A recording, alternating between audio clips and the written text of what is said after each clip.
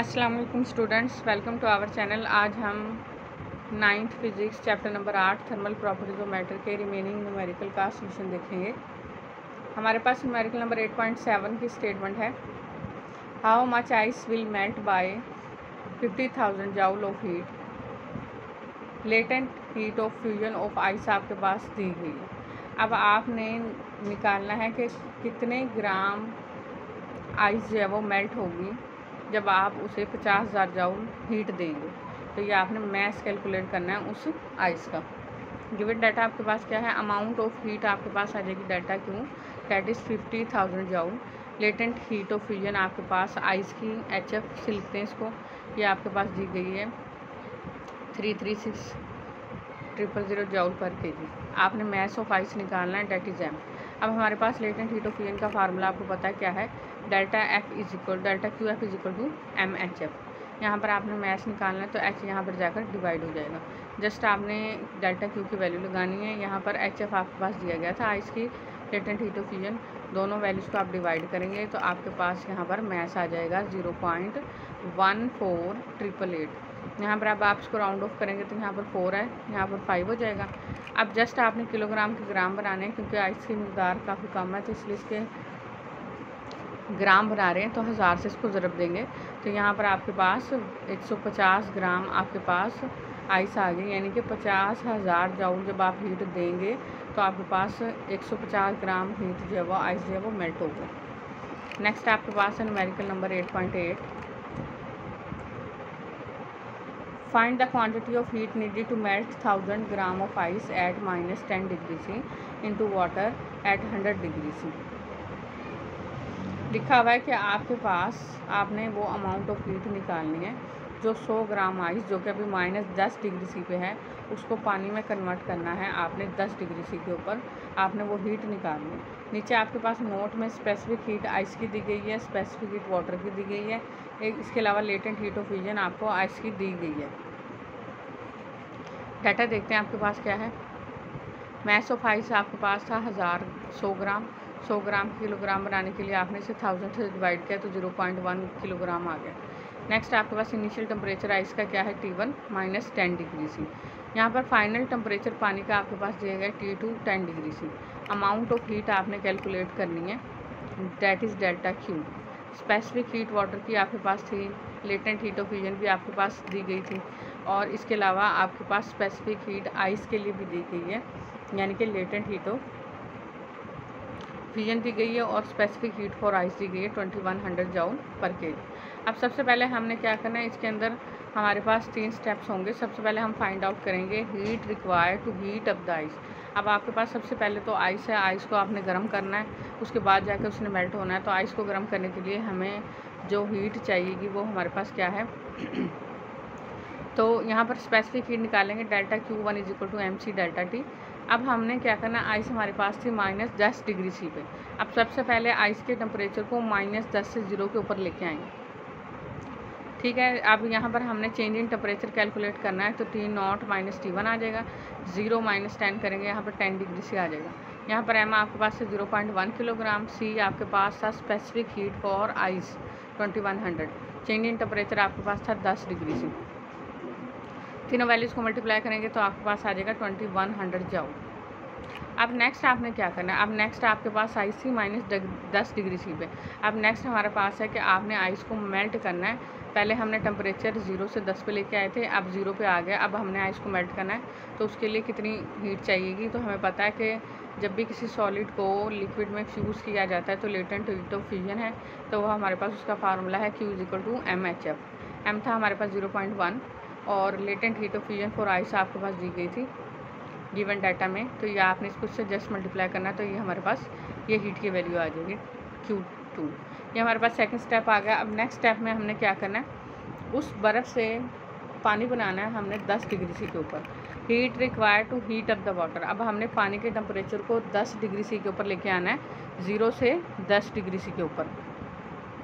तो 0 से 10 degree C के ऊपर लेके आना है तो हमारे पास फिर वही स्पेसिफिक हीट आ जाएगी, formula Q is equal to MC delta T।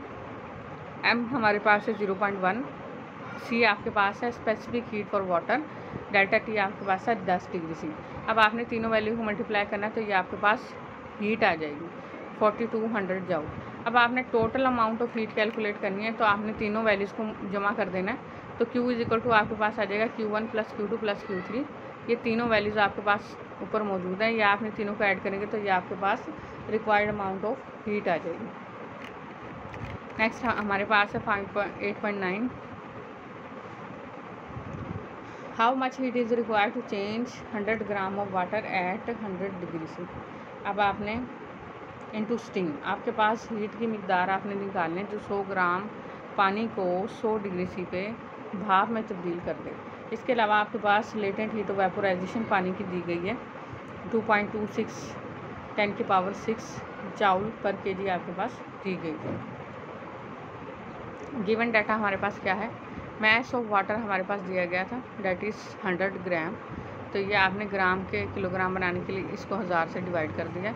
Temperature हमारे पास पानी का हमें पता है कि पानी कितने टेम्परेचर पे बॉयल होता है 100 डिग्री सी पे, ये हमारे पास दिया गया। Latent heat of vaporisation for water हमारे पास HV से इसको लिखते हैं, ये हमारे पास दी गई है, हमने हीट निकालनी थी। अब हमारे पास लेटेंट हीट ऑफ वेपोराइजेशन का फार्मूला हमारे पास है delta Q is equal to MHV। यहाँ पर हमने क्या करना है, मैस हमारे पास है 0.1 किलोग्राम। तो नेक्स्ट हमारे पास HV latent heat of vaporisation की वैल्यू थी, ये दोनों को मल्टीप्लाई करेंगे तो ये आपके पास ये वैल्यू आ जाएगी। अब आपने साइंटिफिक नोटेशन में पॉइंट यहाँ से यहाँ पर लेके आना, तो ये देखें 1 2 3 4 5, तो ये आपके पास आ जाएगा 2.26 × 10⁵ जूल आ जाएगा। नेक्स्ट हमारे पास है numerical number 8.10, find the temperature of water after passing 5 gram of steam at 100 degree C through 5000 gram of water at 10 degree C. आपने पानी का टेम्परेचर निकालना है जब पानी के अंदर से 5 ग्राम स्टीम निकल आई है 100 डिग्री सी के ऊपर, और through 500 gram of water at 10 degree C आपने टेम्परेचर निकालना है। नीचे स्पेसिफिक हीट वाटर की दी गई है आपके पास, इसके अलावा लेटेंट हीट ऑफ वेपोराइजेशन भी गिवन डाटा में दी गई है। मैस ऑफ स्टीम आपके पास है, यहाँ पर ऐसा हमने स्टीम के लिए लगाया, तो ये 5 ग्राम स्टीम थी आपके पास, ग्राम के किलोग्राम बना लिए 1000 से डिवाइड करके। नेक्स्ट हमारे पास मैस ऑफ वाटर दिया था, तो यहाँ पर W हमने वाटर के लिए लिखा है, इसको भी हमने ग्राम से किलोग्राम बना लिए 1000 से तकसीम करके। अब इनिशियल टेम्परेचर हमारे पास दिया गया जब स्टीम बनी है पानी की, तो वो है हमारे पास 100 डिग्री सी। इसके अलावा इनिशियल टेम्परेचर पानी का हमारे पास दिया गया है 10 डिग्री सी, यह हमारे पास आ गया T1। हमने फाइनल टेम्परेचर निकालना है जो कि मिक्सर होगा हमारे पास स्टीम का और वाटर का, तो हमारे पास मिक्सर वाटर का हमने टेम्परेचर निकालना है जब हाफ़ पानी स्टीम बन गया होगा 500 ग्राम उसमें से, और हाफ़ अभी वाटर होगा। तो लेटेंट हीट ऑफ वेपोराइजेशन आपके पास दी गई है HV पानी की, तो 2.26 10⁶ जूल पर केजी। अब ये हमारे पास इसके भी नंबर ऑफ स्टेप्स बनेंगे। तो सबसे पहले स्टेप में हमने क्या फाइंड करना है, we find heat lost by the steam. जब पानी की स्टीम बनी है तो उसमें से कितनी हीट लॉस्ट हुई है वो हमने कैलकुलेट करनी है।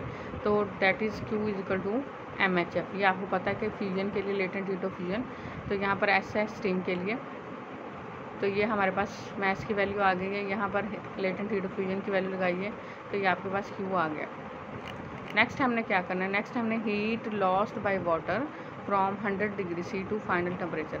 अब आप देखें जब उसमें मज़ीद 500 ग्राम पानी ऐड कर दिया गया तो अब पानी का टेम्परेचर कम हो जाएगा, तो पानी का टेम्परेचर कम होकर 100 से 10 डिग्री सी पे आ गया, तो हमने वो अब हीट निकालनी है। तो अब यहाँ पर फार्मूला हमारे पास है Q is equal to MC delta T specific heat. यहाँ पर S फॉर स्टीम है, स्टीम का मैस हमारे पास था, हमें पता है कि पानी की स्पेसिफिक हीट है क्या है हमारे पास 4200, और डेल्टा T हमारे पास क्या है, पानी का टेम्परेचर हमने 100 से कम करके लेके आना है T2 हमने मालूम करना है मिक्सर का टेम्परेचर।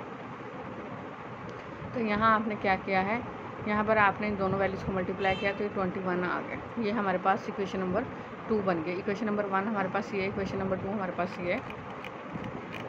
नेक्स्ट हमारे पास स्टेप क्या है, heat gained by water from 10 degree C to final temperature. अब हमारे पास पानी का टेम्परेचर 10 डिग्री सी आ गया था, तो 10 डिग्री सी से पानी के टेम्परेचर फाइनल टेम्परेचर कितना बनता है वो आपने कैलकुलेट करना है। तो यहाँ पर हमारे पास again Q is equal to MC delta T। यहाँ पर हम नेक्स्ट अब वाटर का मैस लगाएंगे जो हमारे पास है 0.1 kg। C for specific heat for water delta T हमारे पास है T2 माइनस 10। 10 से हमने उसको रेस करना है तो यहाँ पर हमारे पास 10 आ गया। अब यहाँ पर आपने जब इसको मल्टीप्लाई किया तो यहाँ पर आ गया 2100। ये आपके पास आ गई इक्वेशन नंबर 3। अब हमारे पास हमें पता है कि जितनी हीट गेन करेंगे उतनी ही हीट लॉस होगी, तो हमने इक्वेशन नंबर 1, 2 और 3 में से वैल्यूज़ पुट कर देनी है हीट गेन में और हीट लॉस में। हीट गेन में हमारे पास एक ये वाली इक्वेशन थी, हीट लॉस्ट में हमारे पास ये 2 वैल्यूज़ थी। अब यहाँ पर आपने इसको सिंप्लीफाई करना है। सिंप्लीफाई कैसे करेंगे? इसको 2100 को अंदर मल्टीप्लाई करेंगे T2 के साथ, यहाँ पर 10 से मल्टीप्लाई करेंगे इसको तो ये 1000 आ गया, 21,000। यहाँ पर ये वैसे ही आ गया। इसी तरह से यहाँ पर 21 को अंदर मल्टीप्लाई कर दिया, पहले 100 से मल्टीप्लाई किया फिर T2 से मल्टीप्लाई किया। नेक्स्ट आप स्टेप में क्या करेंगे? T2 वाली सारी वैल्यूज़ को एक साइड पर ले जाएंगे। यहाँ 21 T2 यहाँ पर जाकर ऐड हो जाएगा, ये वाला माइनस वाला ये यहाँ आ जाएगा। इन सारी वैल्यूज़ को आपने प्लस कर देना है। यहाँ पर T2 कॉमन आ रहा है हमारे पास। नेक्स्ट 21 और 2100 को जमा कर देंगे। T2 निकालने के लिए क्या करेंगे? ये वैल्यू यहाँ पर मल्टीप्लाई हो रही है, वहाँ जाके डिवाइड हो जाएगी। जब आप इसे डिवाइड करेंगे तो आपके पास ये आ जाएगा 16.218 डिग्री सी। तो यहाँ पर इसे राउंड ऑफ करेंगे तो ये आपके पास टेम्परेचर फाइनल आ जाएगा 16.22 डिग्री। इसका मतलब है हमारे पास पानी का टेम्परेचर जो है वो 10 डिग्री से कितना बढ़ गया है? 16.2 डिग्री। तो यहाँ पर इसका फाइनल टेम्परेचर आ गया है जो हमारे पास मिक्सचर होगा एंड पे वाटर का उसका। ये हमारे पास है चैप्टर नंबर 8 के न्यूमेरिकल्स। नेक्स्ट इंशाल्लाह हम अपनी अगली वीडियो में चैप्टर नंबर 9 की समरी को डिस्कस करेंगे। तब तक के लिए अल्लाह हाफ़िज़।